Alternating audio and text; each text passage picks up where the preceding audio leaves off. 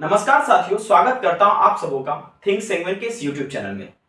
बहुत सारे YouTube channel ये बनाते हैं कि लुसेंट को कैसे पढ़ना है, लेकिन बहुत कम ऐसे चैनल है जो ये बताते हैं कि लुसेंट जीके को याद कैसे करना। सबसे बड़ी समस्या, काफी सारे इंफॉर्मेशन है, आप पढ़ा देंगे लेकिन बच्चे याद कैसे करेंगे। उसी चीज को मैं डिस्कस करने वाला हूं कि लुसेंट जीके को कैसे याद करें। मैं अपना सेल्फ एक्सपीरियंस इसमें डालने वाला हूं कि मैंने कैसे याद किया। किसी का कोई भी ऐसा कंटेंट कॉपी नहीं होगा, मेरा सेल्फ एक्सपीरियंस होगा कि मैंने कैसे याद किया। तो दोस्तों, आज का जो टॉपिक है लुसेंट जीके को कैसे याद करें, इसके बारे में चर्चा करेंगे। इस पूरे वीडियो में 3 महत्वपूर्ण पहलुओं पर चर्चा करेंगे। कैसे याद करें, पहला पहलू। दूसरा, एग्जाम में कैसे उपयोग करें, क्योंकि आप पढ़ लेते हैं लेकिन एग्जाम में उपयोग नहीं कर पाते। सेम वही डाटा जब रिटर्निंग आता है कि यार ये तो जीके में दिया हुआ था लेकिन याद क्यों नहीं था।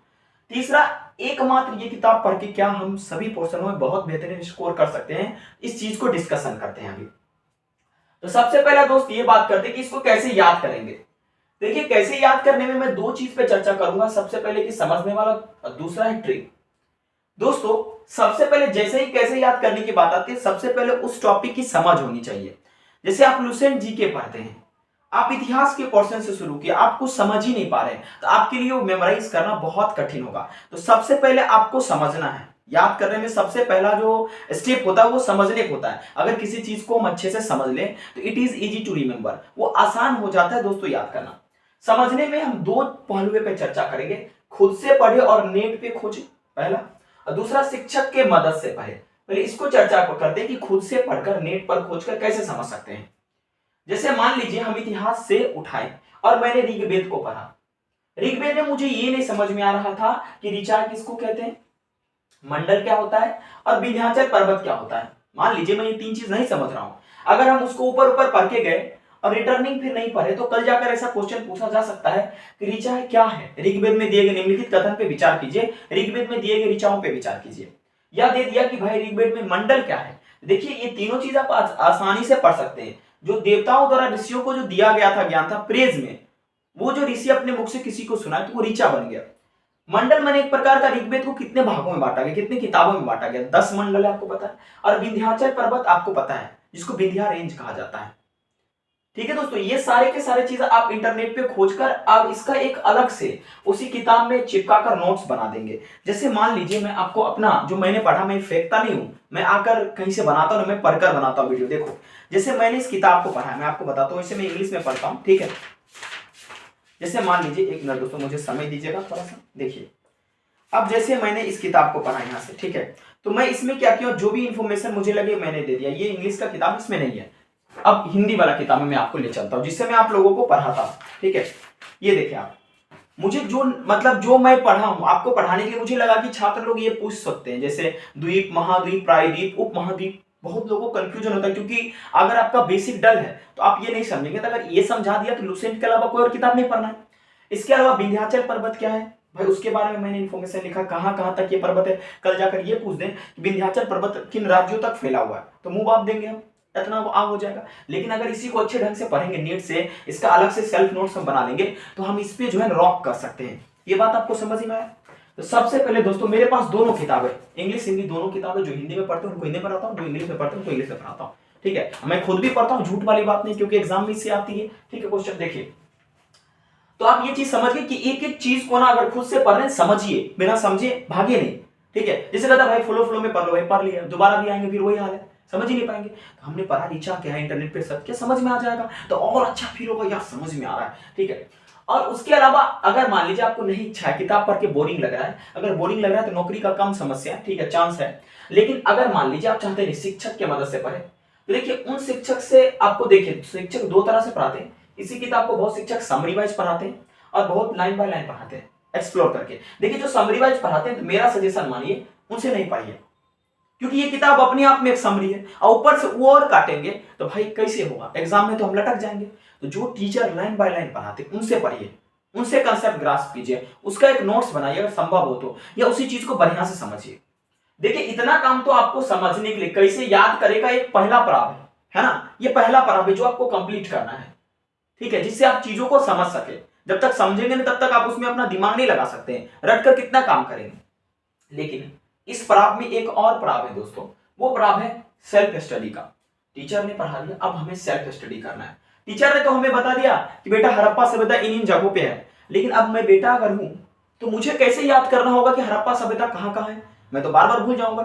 उसको याद करने के लिए मुझे बार बार उस चीज को लिखना होगा, नहीं तो कोई एक परमानेंट ट्रिक बनाना होगा और उसको एक अलग हाईलाइट कॉपी में या एक अलग अलग मान लीजिए इस प्रकार का आपका स्टिकी नोट्स जो है उसमें लिखकर मुझे कहीं लिखना होगा या उसी में चिपकाना होगा, तब जो है ना लंबा समय तक याद रहेगा, नहीं तो मैं भी भूल जाऊंगा। ठीक है, तो आपको क्या करना है, सेल्फ स्टडी करते वक्त में आपको ट्रिक बनाना है, खुद का ट्रिक एक होना चाहिए।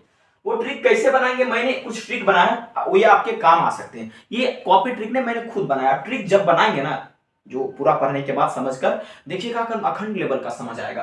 ठीक है, देखिए पहला ट्रिक जो मैंने बनाया है, हड़प्पा सभ्यता किन राज्यों तक फैला था, ये किताब में दिया गया। इस पे कई बार एसएससी ने भी क्वेश्चन पूछा, अलग अलग परीक्षाओं में क्वेश्चन पूछा गया है।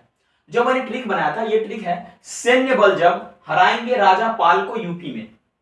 ठीक है, सैन्य बल जब हराएंगे राजा पाल को यूपी में, ये मेरा ट्रिक बन गया।